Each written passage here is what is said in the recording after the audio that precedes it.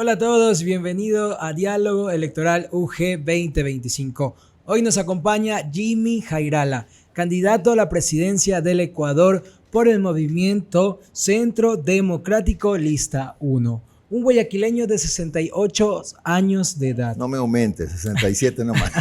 67 años de edad.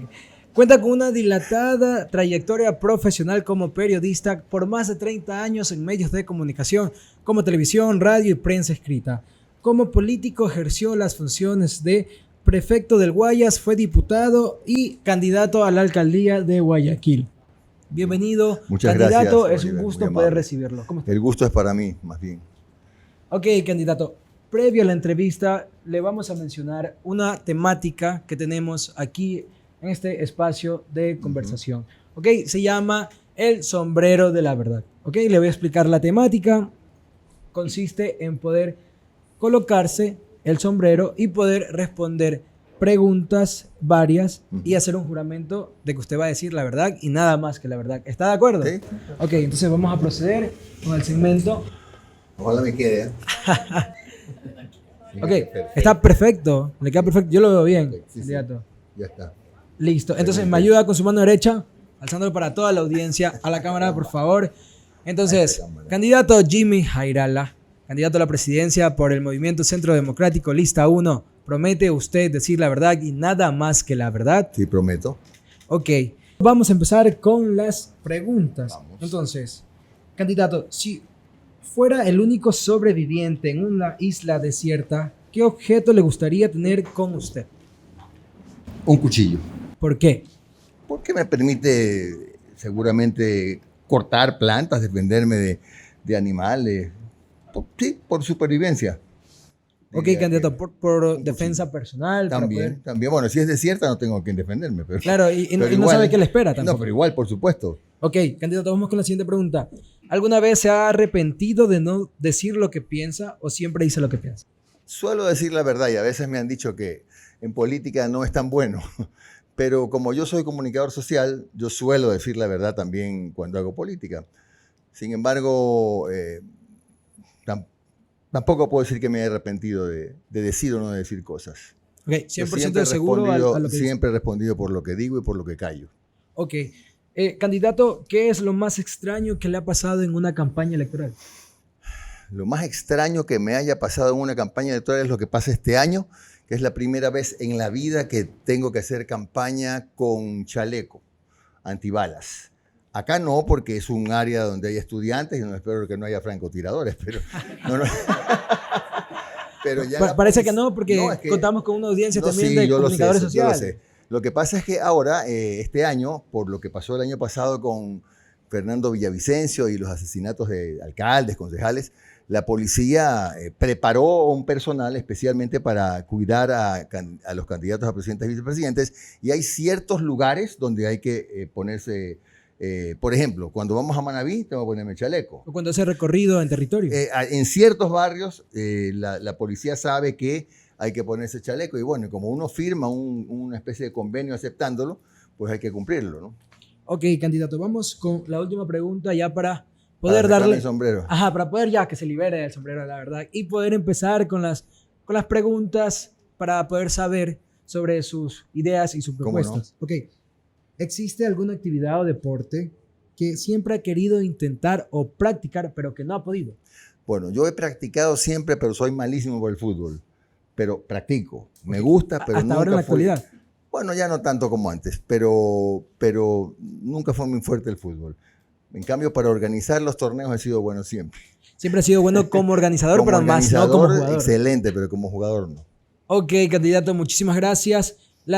El objetivo de este segmento es poder conocerlo usted en el lado más humanista, Jimmy Jairala detrás de la política. Ahora ya vamos a entrarnos para saber sus ideologías, su plan de gobierno, así que ya es libre, se puede quitar el gorro de No la me lo puedo verdad, llevar el sombrero tampoco. de la verdad, que es un referente. Pero sí me lo puedo llevar o no. De verdad le digo, Ok, no es broma. ya voy a preguntar a producción me indica y entre la entrevista le puedo expresar. Gracias, gracias. Ok, candidato, una pregunta muy puntual, ¿ok? Que quisiéramos saber nosotros y la audiencia, es que ¿Qué lo motivó a ser candidato a la presidencia de la República en un país con altos índices de delincuencia, crimen organizado, inestabilidad política, entre otros? Bueno, lo primero que me animó fue que había una lista de 16 candidatos y resulta que salvo el caso del presidente de la República, cuya tarea no la voy a calificar mientras no me lo pregunten, pero el único conocido y con experiencia en la función pública, quiero decir, elegido además por voto popular, era yo. Entonces, eso fue un factor que tomó en cuenta el partido, el movimiento, para pedirme que yo sea el candidato, ¿no? Si usted está en una contienda electoral, puede ser un extraordinario profesional con una gran proyección política, pero si tiene una campaña de mes y medio y por ahí 2, 3 meses de precampaña, y su nivel de conocimiento es el 20%, usted no va a ser presidente de ninguna manera. En cambio, cuando ya usted encuentra que de cada 10 personas, 8 lo conocen, lo que tiene que hacer es que a lo mejor los 4 de esos 8 que no saben que usted es candidato, se enteren que está de candidato y tiene un techo de crecimiento más alto su candidatura. Ok, candidato, leímos el plan de gobierno y topa muchos ejes, menciona muchos ejes, entre estos está la educación. La educación, ¿Okay? la seguridad, Sí, la salud. pero así ahorita es. nos vamos un poco con el tema de educación, ya más adelante vamos con los siguientes ejes y los más relevantes. Todos son relevantes, pero sabemos que hay ciertos ejes que se lo debe de atender con mayor cuidado, con mayor urgencia. Entonces, de las universidades públicas egresan cientos de profesionales. Mano de obra especializada también tenemos en el país, más en la salud, ¿ok? ¿Qué incentivo usted propone en su plan de gobierno para que todos estos profesionales no puedan emigrar del país? A ver, para que y se puedan quedar. Claro, para que se quede, mire, todo tiene que ver con la economía y la seguridad, aunque no lo parezca. Mientras el país siga paralizado y tenga una economía estancada y esté rota la cadena de pagos y haya gente que todavía se contente porque el mes pasado la inflación cerró en menos 0,26, eso en vez de ser una buena noticia es mala, porque quiere decir que no se vende. Quiere decir que el 15%, los 3 puntos de incremento al IVA fueron peores todavía, fueron un castigo por el consumo. Lo que tiene que hacer es estimular el crecimiento económico. Y el crecimiento económico, no hay inventos aquí, ¿no? La riqueza la tenemos y las posibilidades existen. ¿Cuáles son esas posibilidades? Sacarnos de la cabeza el chip de que si aceptamos capitales privados, nacionales, internacionales, para actividades como, por ejemplo, construcción de hidroeléctricas, estamos atentando contra la soberanía. Eso no es ningún atentado contra la soberanía. Atenta contra la soberanía que la gente no coma todos los días, que la gente no tenga salud todos los días, que la gente corra peligro su vida todos los días. Eso atenta contra la soberanía. En cambio, por ejemplo, pensar en construir hidroeléctricas por la vía de la concesión es bueno por el país, es una inyección económica inmediata. Por ejemplo, el proyecto Cardenillo-Santiago vale $6.000 millones, que no los tiene el país. Pero sí lo tienen consorcios nacionales e internacionales. Y una concesión no es una privatización. Una concesión es el sistema, se llama BOT. Construye, opera y devuelve. Se acabó el contrato, 20 años, 25 años, y el Estado sigue siendo el dueño del bien. Es la única forma de poder empezar a trabajar en otras hidroeléctricas y en energías alternativas. Entonces tiene que ver, porque por ejemplo allí usted tiene $5.000, $6.000 millones que se inyectan directamente en la economía. Y el otro tema es que estamos pisando la plata que puede sacar este país de la desgracia en la que vivimos, y es la reserva de petróleo.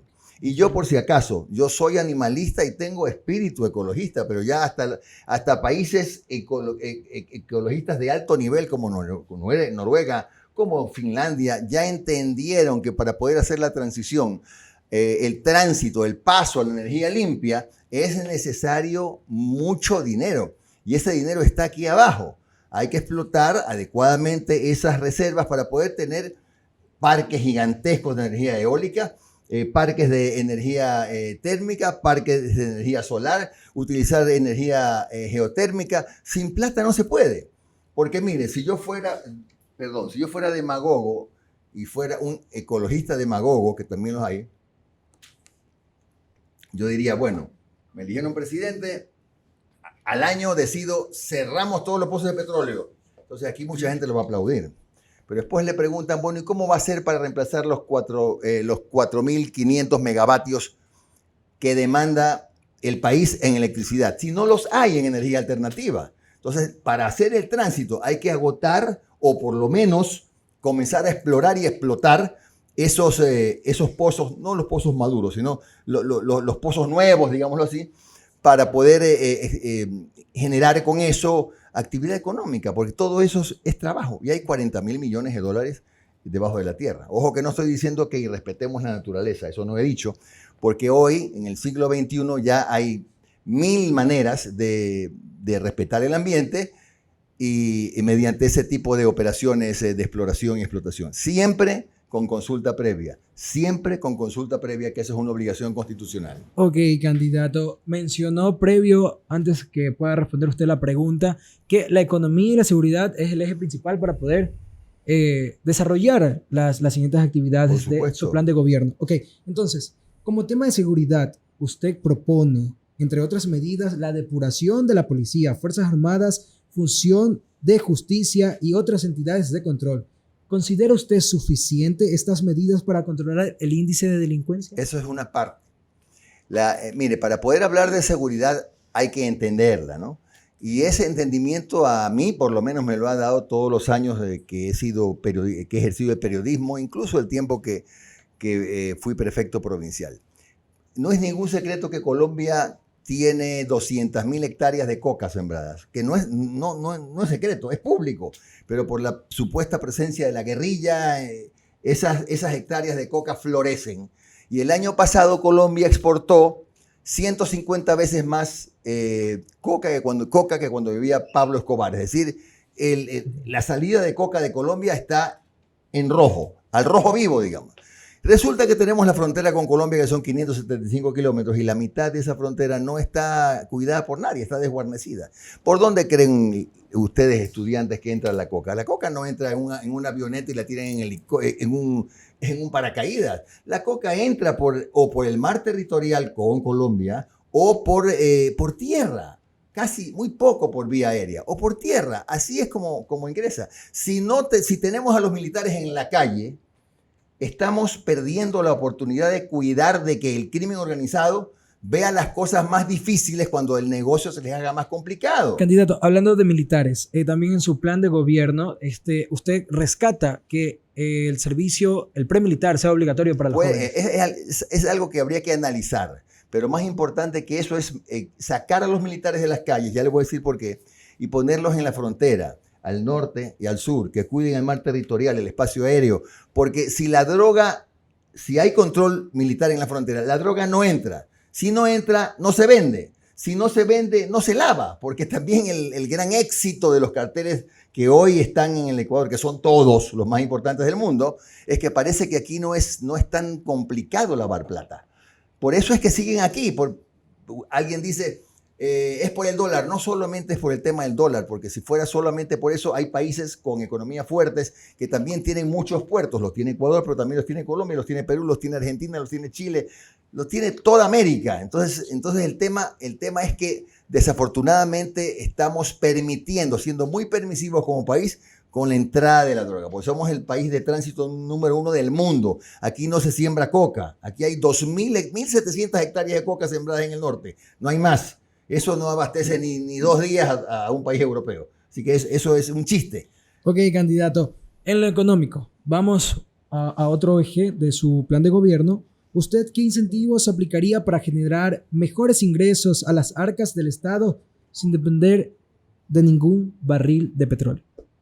Bueno, si no vamos a depender del petróleo, habría que cerrar el kiosco e irse, porque la verdad sea dicha, este país tiene importantes ingresos, por ejemplo, por concepto de exportaciones agrícolas, muy importantes. Eso voy. En su plan de gobierno dijo que también quiere incentivar la exportación de artículos que no son reconocidos. Estamos de acuerdo, okay. Sí, pero no tenemos que descuidar que en este momento de urgencia económica, lo más rápido para hacer los recursos económicos es el petróleo. Pero por supuesto, cuando ya la economía comience a andar, la generación de empleo y el crecimiento de la producción nacional va a ser automático, porque el problema es que cuando yo le digo que la cadena de pagos está rota, significa que si el gobierno no le paga, por ejemplo, a un GAT municipal a tiempo su renta, ese GAT municipal no le puede pagar al proveedor, el proveedor no le puede pagar a sus empleados. no puede reparar su maquinaria, no puede continuar con la obra o tiene que prestar plata o a un banco o a un chulquero. Posiblemente el dueño de la obra y el dueño de la maquinaria va a tener que liquidar una parte del personal. Eso es el problema, ese es el problema cuando se rompe la cadena de pagos. Ok, candidato. Listo, muchas gracias. Ahora tenemos un espacio donde estudiantes de la Universidad de Guayaquil, compañeros míos, van a poder tener un espacio y preguntarle a usted sobre su plan de gobierno. Entonces vamos a escuchar a mi compañero. Adelante, te escuchamos. Buenas tardes, candidato Jairala. Mi nombre es Bruno Logroño, soy estudiante de la Facultad de Comunicación Social y esta es mi pregunta. Uno de los más grandes problemas que tiene la universidad y las instituciones de educación superior es la falta de presupuesto. ¿Qué soluciones usted daría a este problema? Bueno, yo diría que lo que tenemos que hacer es parar el despilfarro, porque en este país lamentablemente una buena parte de los recursos del Estado se desvían por concepto de la corrupción, se desvían porque ya el narcotráfico ha permeado absolutamente todo.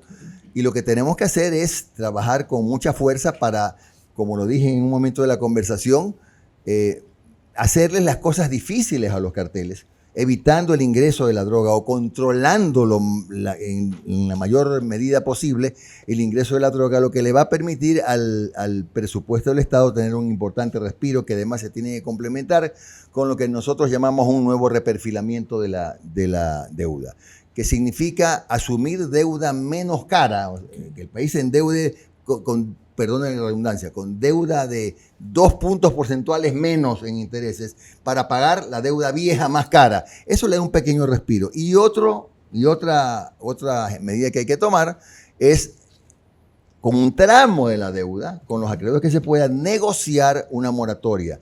Y aclaro que negociar moratoria no significa no te pago porque no me da la gana. Significa no te pago porque no te puedo pagar. No sé si ustedes sabrán que el próximo año nos toca pagar casi 9.000 millones de dólares de deuda entre capital e intereses y este año pagamos 7.500. Es decir, el próximo año casi la tercera parte del presupuesto del Estado tiene que ser destinado al pago de la deuda. La deuda se convertirá en impagable porque dentro de un mes entran 500 millones de dólares más del FMI, con lo cual estaremos pronto en 87.000 millones. Es totalmente impagable. Ok, candidato, qué asombrante las cifras de deuda que tenemos como país. Le vamos a dar el paso a otro compañero de la Universidad de Guayaquil que tiene una pregunta para usted. Te escuchamos. Muy buenas tardes, soy Ángel Casiel Ábalos Ceballos de la Facultad de Comunicación Social y mi pregunta es la siguiente.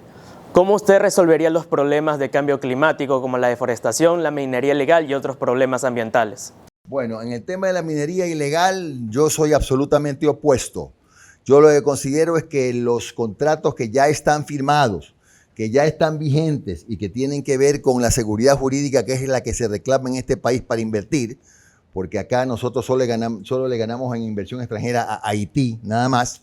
Esos contratos tienen que ser respetados. Si no hay más inversión extranjera o nacional en áreas como por ejemplo la minería, es porque hay contratos que están vigentes, que están firmados y que no se ejecutan, porque en el camino al gobierno de turno se le olvidó hacer la consulta previa.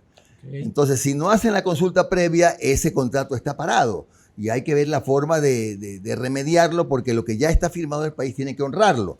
Pero no estoy de acuerdo con la multiplicación de la minería ilegal, absolutamente no. Y en cuanto a los temas ambientales, yo, como he dicho, yo optaría 1000 veces por la energía alternativa, 1000 veces para proteger el ecosistema. Lamentablemente, en este momento no estamos todavía listos. Y este es un proceso de por lo menos 10 años. Por lo menos 10 años. Un proyecto a largo plazo. Pero ahora vamos a otro tema también. Volvemos al tema de seguridad, el tema de leyes. ¿Y usted qué propuesta nos da para poder precautelar la vida de nuestros jóvenes y niños y así poder evitar que sean reclutados por bandas criminales? Esa es una buena pregunta porque era el complemento que me faltaba para el tema de seguridad.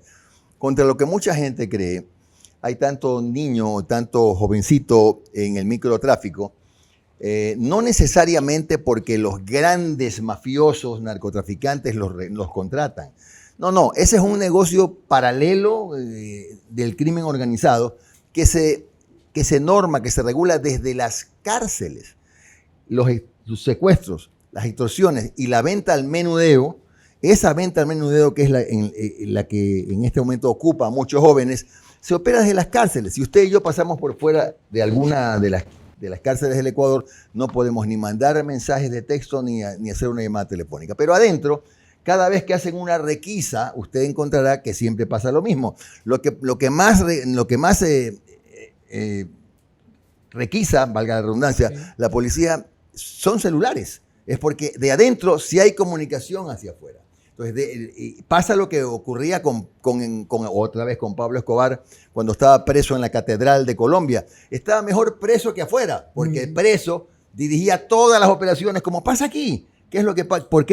¿Por qué ocurre eso, Oliver? Ok, Porque a eso vamos. solo concluyo, porque nadie respeta la autoridad de los guías penitenciarios, porque ellos son rehenes de los PPL, porque los que mandan son los PPL, porque a los guías hay que ponerlos en labores administrativas y crear una unidad especial de la policía, así como la UNACE, como GEMA, de alto nivel, de élite, para que controle el orden, armada, para que controle el orden dentro de un recinto, de los recintos penitenciarios. Que sea una policía que solo trabaje especializada en las cárceles. Eso también va a cortar el negocio del microtráfico. Si logramos trabajar en esos dos frentes, el de las fronteras por donde la droga pasa todos los días y el microtráfico en las calles, vamos a dar pasos muy grandes en la búsqueda de la paz en este país. Ok, candidato. Pues hemos presenciado en estos últimos años decretos de sección. Ahora pasamos por una guerra interna como país.